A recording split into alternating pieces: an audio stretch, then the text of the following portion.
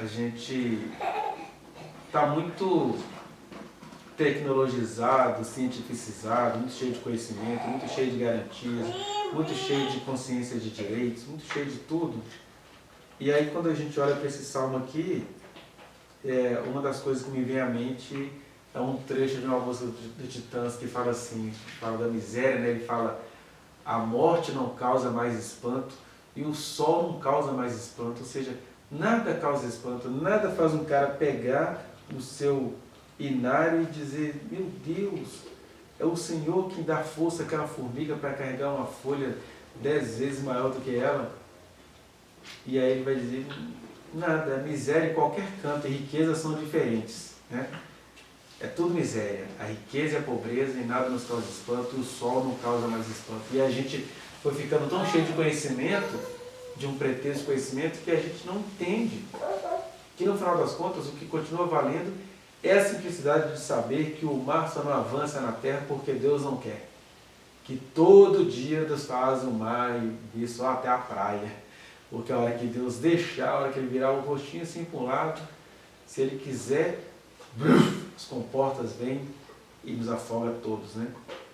E aí o salmista tinha essa simplicidade de saber o seguinte: olha, eu posso ter o poder que eu tenho na terra, mas é Deus que cuida de todas as coisas. Então a primeira coisa é que a gente perdeu essa noção de que, mesmo a gente sabendo que o sol é uma estrela de quinta grandeza, é puro milagre de Deus que faz o sol ser o sol, que faz a terra ser a terra, e que faz a gente ter um céu para contemplar à noite, né?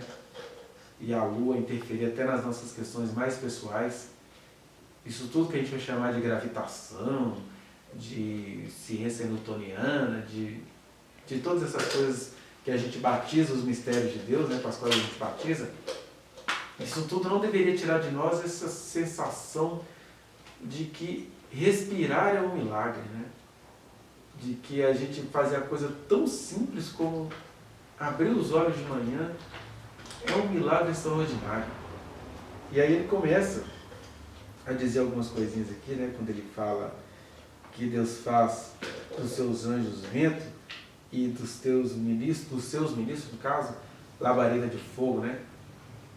Que é um pouco diferente do que o amigo de Jó diz para ele, né? Que Deus não confia nem nos seus anjos, não, que tudo que existe é pura graça de Deus, porque para que Deus vai fazer essas coisas? Que necessidade ele tem dessas coisas? Né? Então ele tem esse poder de fazer de um anjo vento e de fazer do ministro dele labareda de fogo, ou seja, um cometinha, né? Uma coisa rápida e já não existe mais. Deus tem o poder de fazer isso, mas ele preferiu deixar as coisas seguirem o seu curso, existirem diante dele, e na medida que a gente vai tendo consciência, que aquele que ele criou tem consciência, também deveria ter essa consciência, que aqui é aquele convite, né, de que o conhecimento que a gente tem, de que o entendimento que a gente tem não deveria nos tirar a coisa mais bonita do senso comum. Então o que a gente faz? A gente traz o senso comum, a praguejação, o xingamento, o ódio, a esperteza, que a gente adora chamar de sabedoria, né? Aquela capacidade de fazer o que todo mundo quer para todo mundo ficar bem consigo mesmo. E a gente perde essa coisa do senso comum, que é dizer: gente, pode a ciência avançar até onde ela quiser, que a vida é esse grande mistério, a morte tem que continuar causando espanto e o sol tem que continuar causando espanto. Senão a gente perdeu o encanto da vida, porque no final das contas, toda a nossa tecnologia nos levou para onde? A não ser para mais perto da morte, em última análise. E aí quando a gente entende que Deus está controlando todas as coisas, que ele está aqui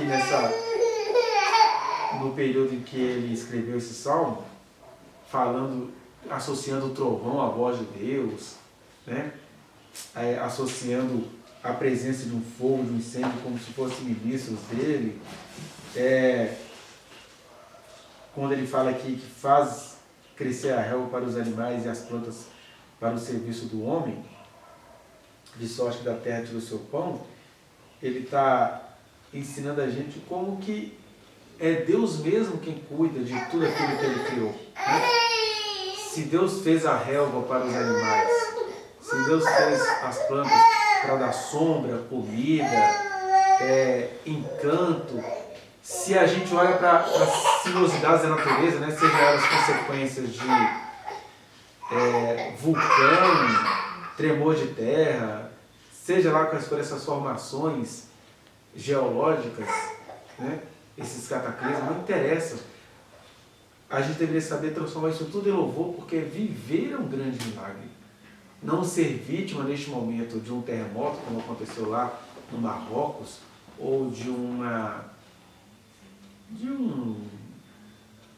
ciclone extratropical que aconteceu lá no Rio Grande do Sul, aquele evento natural bizarro que aconteceu no Rio Grande do Sul. Não ser vítima disso é um grande milagre que deveria nos fazer louvar ao Senhor em todo o tempo. Né? Por isso que ele termina, né, com aleluia, né? Porque aleluia, né? Louvem ao Senhor, porque a gente não pode perder essa simplicidade de que abrir os olhos, respirar, andar, poder ainda contemplar numa cidade grande como Belo Horizonte, que ainda existe céu, ainda existe noite, ainda existe manhã. A gente deveria ter essa gratidão e transformar isso, esse dom externo e grandioso que Deus nos deu, a gente deveria transformar isso em criatividade para os dons que a gente recebeu. Né? O que eu posso fazer debaixo do sol? O que eu posso fazer diante de uma noite que eu mal vejo? Né? Você vai olhar para o céu, você tem um monte de coisa na sua frente, e quando você está olhando para o céu, você está olhando para um monte de satélite. Mas o que eu posso fazer com aquilo que eu ainda consigo ver? Como o poder de Deus pode ser processado em mim, em meio àquilo que eu ainda consigo ver dessa natureza maravilhosa? Então, o Salmo é esse convite, de que a gente volte a se espantar com aquilo que não causa mais espanto, e de que a gente não abandone o senso comum daquilo que ele tem, não só de comum, mas como de maravilhoso. Hoje eu estava vendo uma foto, né, da Serra do Curral ali, perto da Avenida Bandeirantes, ali no Sion, sei lá, Belvedere, Buritis, tem aquele paredão, né? E aí você fala assim, criação de Deus, não adianta o geólogo vir falar comigo que isso aí é resultado de cataclismas, ou de formações das placas tectônicas.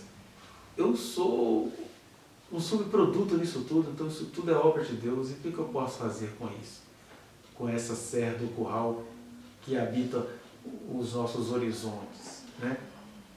Isso deveria me causar espanto, porque de fato é espantoso a gente estar vivo num lugar que acontecem todas essas coisas, ou que aconteceram essas coisas, né? Que nos legaram essas paisagens naturais. Vá no link que está aqui na descrição e acesse a reflexão na íntegra. Não se esqueça de dar o like nesse trechinho de vídeo, compartilhá-lo e se inscrever neste canal, apertar o sininho para você receber as notificações. Muito obrigado.